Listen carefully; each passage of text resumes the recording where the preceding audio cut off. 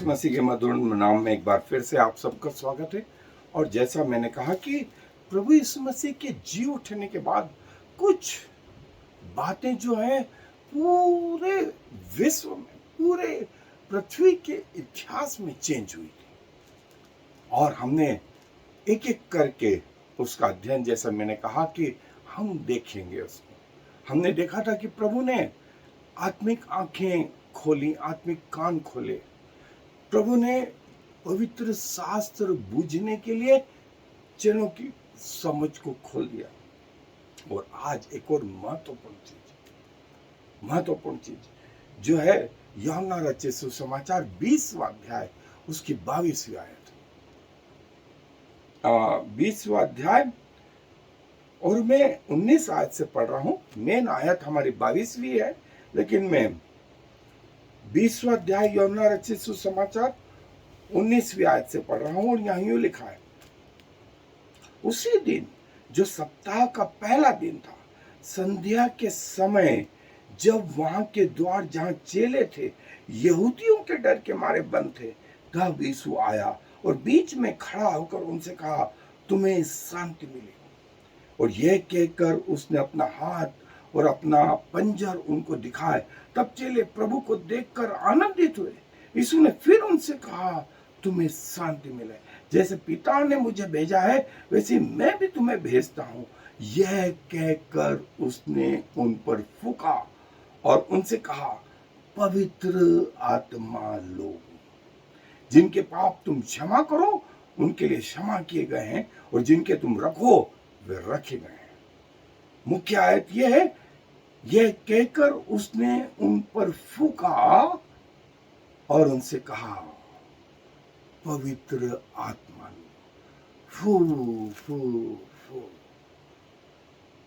और ये कि पवित्र आत्मा लो, इसके पहले इनमें पवित्र आत्मा नहीं था। और कब पवित्र आत्मा चला गया, उसका वर्णन जो है उत्पत्ति के 5वें अध्याय में, जब मनुष्य के पुत्र और वो हाइब्रिड जो बच्चे उन नफिलिस गिरे हुए स्वर्गदूतों और मनुष्यों के पुत्रियों के द्वारा उत्पन्न हुए थे, वे एक जीन्स तो उनका वो नफिलिस का और एक जो है वो स्त्रियों का, इतने विकासशील थे, इतने विकसित थे कि परमेश्वर से वाद विवाद करते थे। तब परमेश्वर ने कहा, मनुष्य मिट्टी ही है, मेरा आत्मा मनुष्य से सदा वाद विवाद करता न रहेगा, मनुष्य भी मिट्टी में मिल जाए। और नूह के समय में जब नष्ट हुआ, सारी पृथ्वी नष्ट हुई, तो ये हाइब्रिड, ये स्वरदूत, जो जिनके लिए ओरिजिनल शब्द नफिलिस, और नफिलिस मतलब जो गिराए गए, वे दूत। और परमेश्वर ने कहा कि मेरा आत्मा अब मनुष्य से सदा विवाद करता न रहेगा। किसी जानवर में, किसी प्राणी में भी, किसी भी जानवर में शरीर होता है जो हमें भी है, वो उनमें भी होता है। हम में लहू है, वो उनमें भी है, लहू उनमें भी है। और लहू में क्या है? प्राण है। और उनके पास जो चीज नहीं है वो है आत्मा। और मनुष्य के पास क्या था? आत्मा था। और ऐसा व्यक्ति जिसके अंदर आत्मा ना हो, वो टेक्निकली या स्पिरिचुअली कैसा है? जानवरों जैसा है, जिसमें सिर्फ शरीर है और प्राण है। शरीर है और प्राण है। और इतनी सदियां गुजर गई, इतने साल गुजर गए, परमेश्वर का आत्मा इक्का दुक्का लोगों पर आता था, इक्का दुक्का लोगों पर। और प्रभु यीशु मसीह जब आए, उसके बाद, जी उठने के बाद प्रभु ने क्या करा? फू फू फू। इसके पहले प्रभु ने कहां फूका था? वही मिट्टी के पुतले में फूका था जो जीवित प्राणी बन गया था। फिर यहां जी उठने के बाद प्रभु ने दूसरी बार फूका और कहा, लो पवित्र आत्मा लो, पवित्र आत्मा। और ये लोग पवित्र आत्मा से भर गए। इसके पहले नहीं, इसके पहले नहीं। और इनको समझ में आ गया कि परमेश्वर का लेवल हमारे जीवन में यदि हमारे परिवार से ऊंचा नहीं हुआ। पतरस ने अपने परिवार को देखा था, इसलिए वो मछली मारने गया कि मेरा क्या होगा, मेरे परिवार का क्या होगा। प्रभु यीशु मसीह तो चले गए, पतरस को जाता देख अगले 6 और चले गए, टोटल 7 हो गए। देखें ये स्थिति। प्रभु ने कहा कि मैं तुम्हारा रखवाला हूं, मैं तुम्हारा सेंटर हूं, मैं तुम्हारा जो है ड्राइवर हूं, मैं संभालूंगा, पहला स्थान मुझे दो। और जब इन्होंने वो हिस्सा करा और परमेश्वर का आत्मा आया, एक भी चेले की मृत्यु नेचुरल तरीके से नहीं हुई। सब जो है कष्ट उठा उठा के प्रभु के लिए उन्होंने अपने प्राण दिए। और नतीजा क्या हुआ? पवित्र आत्मा इनके द्वारा ऐसे अद्भुत अद्भुत काम करने लगा कि पूछो नहीं। और एक और चीज है, इसका दूसरा पहलू भी है। यदि आप प्रकाशित वाक्य का 13वां अध्याय देखेंगे तो शैतान ने भी एक मूरत बनवाई। 13वें अध्याय में यदि आप देखेंगे कि एक मूरत बनाई और उसे उस मूरत में प्राण डालने का अधिकार दिया गया कि वो मूरत बोलने लगे, वो चलने फिरने लगे। और फिर उसने कहा कि अब जो व्यक्ति इस मूरत की पूजा नहीं करेगा उसको मरवा डालो। और हर वो व्यक्ति जो परमेश्वर का नहीं भी होगा भी, वो 666 का अंक लगाना शुरू करो। और जो नहीं लेगा उसे मार डालो, बिना रहम के मार डालो, बिना रहम के मार डालो। इसका वर्णन 13वें अध्याय में शैतान ने भी मूरत में प्राण डाल दिए। जैसे प्राण परमेश्वर ने आदम में डाले थे, प्रभु यीशु मसीह ने इनमें डाले, शैतान ने भी डाले। सो हमें बड़ा सावधान रहना है, ये देखते हुए कि इसके पीछे, आश्चर्य कर्मों के पीछे कौन है, कौन है, अन्य भाषाओं के पीछे कौन है, हीलिंग मिनिस्ट्री के पीछे कौन है, और क्या इससे प्रभु को महिमा मिलती है, नहीं मिलती है, क्या मनी माइंडेड तो नहीं, या संसारिक बातों के लिए तो नहीं, शारीरिक बातों के लिए तो नहीं। बड़ा सतर्क रहे, बड़ा सतर्क रहे।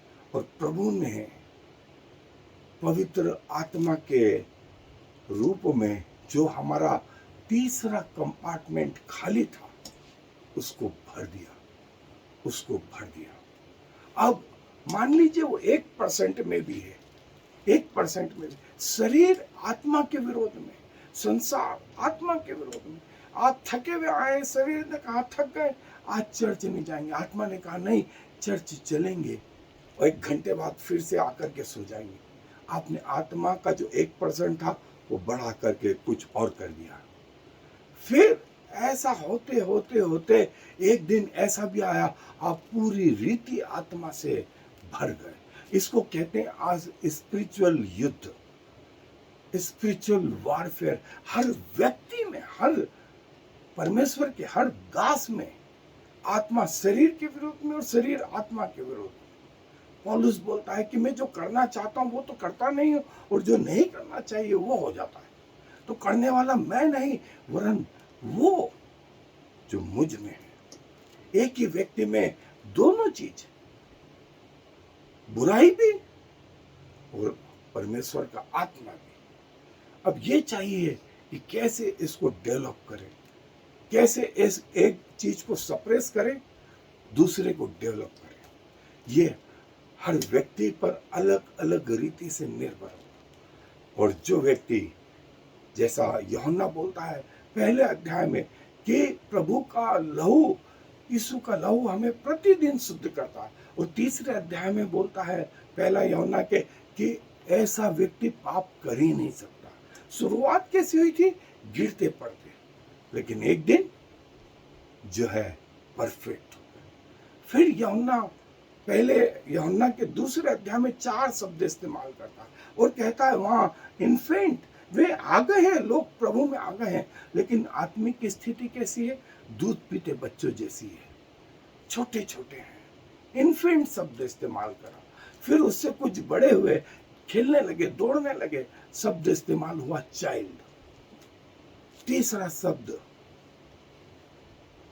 जो इस्तेमाल हुआ वो है यंग, जवान। जो 16, 17, 20 साल का, 22 साल का व्यक्ति है वो जवान है। और फिर अगला लेवल है पिता का। जब बहुत सारी आत्माएं आपसे जीती जाने लगी, आपका लेवल कैसा हो गया? आत्मिक रीति से पिता का हो गया। देखिए 1% से आत्मा आरंभ हुआ था, होते होते एक मनुष्य में जो टर्नओवर सेल्स का है, इतना टर्नओवर है कि 9 महीने में पूरी बॉडी चेंज हो जाती है, पूरी बॉडी चेंज हो जाती है। इतना टर्नओवर है वैज्ञानिक रीति से।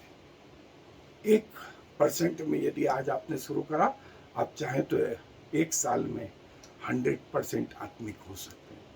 और दाऊद के समान भजन 23 में जैसा उससे कहता है, मेरा कटोरा उमड़ रहा है, मेरा कटोरा उमड़ रहा है। जब आपका कटोरा उमड़ेगा तो ही तो आप दूसरों को दे सकेंगे, अन्यथा नहीं। सबसे पहले तो आपको अपना कटोरा भरना पड़ेगा, आप दूसरों को कब देंगे?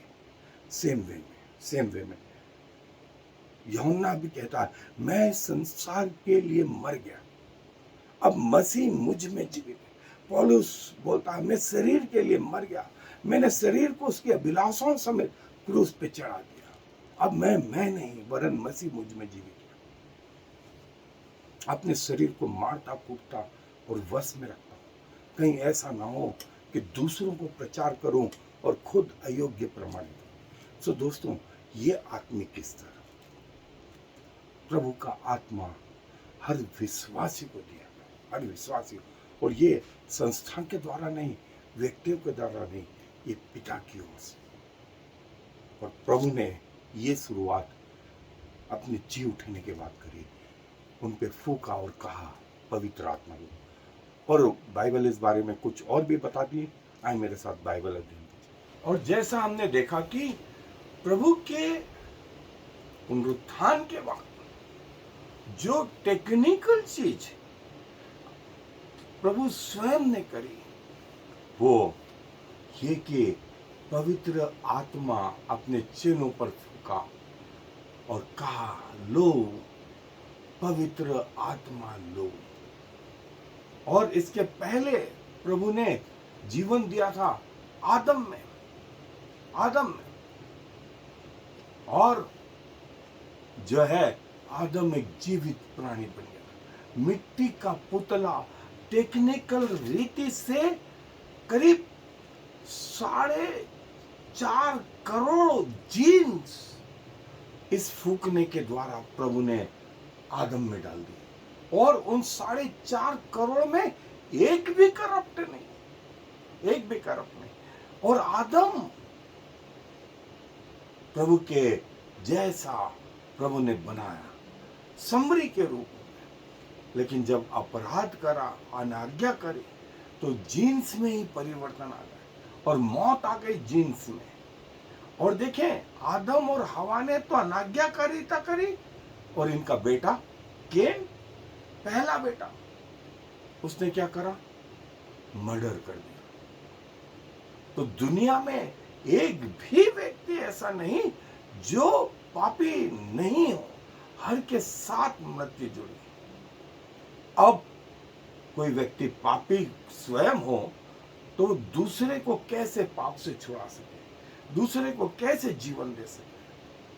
सिवाय परमेश्वर के। और देखें, जो परमेश्वर स्वर्गों में नहीं समाता, जो पृथ्वी के को अपने चरणों की चौकी बनाता, वो अनलिमिटेड परमेश्वर लिमिटेड हुआ, जिसे हम प्रभु यीशु मसीह के नाम से जानते हैं। हमारे जैसा जिया, हमारे जैसा खाया पिया, हमारे जैसा उठा बैठा, हमारे जैसा थका, हमारे जैसा रोया, उसको भी तकलीफ हुई। वो आज हमारी तकलीफों को समझता है। ऐसा नहीं कि वो ऊपर बैठा और नीचे क्या हो रहा उसको कुछ नहीं मालूम, उसको सब मालूम, उसको सब मालूम। ये है हमारा प्रभु यीशु मसीह। और उसने हमारे पापों के लिए जो मृत्यु दंड सहा, कि जो पाप की सजा आदम के कारण, एक व्यक्ति के कारण सारे मनुष्यों में आई, तो दूसरे मनुष्य प्रभु यीशु मसीह के कारण सब लोगों में जीवन आया। पहले आदम में सब मरते हैं, तो दूसरे आदम में सब जिलाए जाते हैं। ये वो प्रभु यीशु मसीह जिसने कहा, मैं जाऊंगा उसके बाद तुम्हें नहीं छोड़ूंगा, और मेरा आत्मा वो बिल्डिंगों में नहीं, तुम्हारे अंदर निवास करेगा, तुम्हारे अंदर निवास करेगा।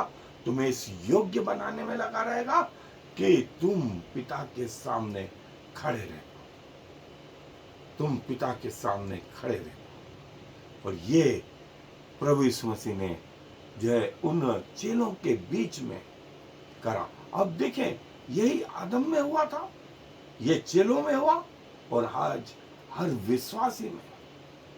विश्वासी में जो है पेंतीकोस्त के दिन से जो आरंभ हुआ, विश्वासियों के जीवन में पवित्र आत्मा का उतरना, वो आज तक जारी है। हर वो व्यक्ति जो प्रभु यीशु मसीह को अपना उद्धार करता, ग्रहण करता, प्रभु उसके अंदर जो है आता। और ऐसा इफिसियों के पत्र, कुरिन्थियों में लिखा हुआ है कि उसने अपना आत्मा बयाने के रूप में दिया कि स्वर्गीय जीवन तुम्हारा है, और बयाना उसका ये पवित्र आत्मा है। हम किसी मकान को खरीदते हैं, मान लीजिए 1 करोड़ में खरीदा और 10 लाख रुपए दे दिए। ये 10 लाख क्या है? एडवांस है, हिंदी में बयाना है, कंफर्म है वो मकान आपका, ये 10 लाख दे करके। और वैसे ही प्रभु बोलते हैं वो अनंत जीवन कंफर्म है, और ये बयाना पवित्र आत्मा लो। और ये कथा कहानियां नहीं, ये जीवन की वास्तविकता है, ये जीवन की वास्तविकता है। और इसे आज भी परमेश्वर जारी रखेंगे, इसे परमेश्वर आज भी जारी रखेंगे। अपने चेलों के जो उन्होंने पवित्र आत्मा दिया था, वो आज हर विश्वासी को वो अपना पवित्र आत्मा बयाने के रूप में लेते हैं, बयाने के रूप में कंफर्म करते हैं कि स्वर्गीय जीवन तुम्हारा है, और पृथ्वी पर ये बयाना, ये एडवांस, कोई शंका नहीं, कोई डाउट नहीं, कोई संकोच नहीं, कोई झूठापन या लालच नहीं। ये है हमारा प्रभु। सो प्रभु के इस जो है गुण के लिए, प्रभु के इस रिजल्ट के लिए हम प्रभु का बार बार धन्यवाद करते हैं कि आज वो बिल्डिंगों को छोड़ के, वो तंबुओं को छोड़ करके, वो वेदियों को छोड़ के कहाँ आ गया? हमारे हृदय में, हमारे शरीर में। अब हमारा फर्ज होता है कि हम प्रभु में लगातार बढ़ते रहें। प्रभु अपने वचन पर आशीष दे। आए दुआ में अपने स्वरों को झुकाएं। प्रभु जी, धन्यवाद देते हैं कि आप हमारे ऐसे परमेश्वर जिसने सारी पृथ्वी को बनाया, और हर व्यक्ति के लिए आपने द्वार खोल दिए। हर व्यक्ति के लिए आपने कहा कि मैं अच्छा चरवाहा हूं, मैं जगत की ज्योति हूं, मार्ग, सत्य और जीवन में हूं, पुनरुत्थान और जीवन में हूं, मैं अल्फा और ओमेगा, मैं प्रथम और अंतिम, मैं मर गया था और अब देखो मैं युगान युग जीवता हूं। मृत्यु और अधोलोक की कुंजियां मेरे पास है, और आपने कहा मैं जीवन का जल, मैं जीवन की रोटी हूं। और प्रभु, जिन्होंने अपने मुंह आपकी ओर किए, उनके मुंह कभी काले नहीं होने पाए, उन्हें कभी शर्मिंदगी उठानी नहीं पड़ी। आपका प्रकट होना भी भोर का सा निश्चिंत है। आप जो है, जो तड़के उठ करके आपको खोजते हैं, आप उन पर प्रकट भी होते हैं। प्रभु, आपने अपना आत्मा हमें दिया, उसके लिए हृदय हृदय हृदय से धन्यवाद। और प्रभु, हमें संसार के लिए और शरीर पर काबू करना सिखाएं कि हम आत्मा के अनुसार जी सकें और हमारे कटोरे उमड़ने वाले हो सकें, बहुतों के लिए आशीष का कारण हो सके। सारा मान सम्मान आपको देते हुए इस विनती को प्रभु यीशु मसीह के नाम से मांग लेते हैं, आमीन। और फिर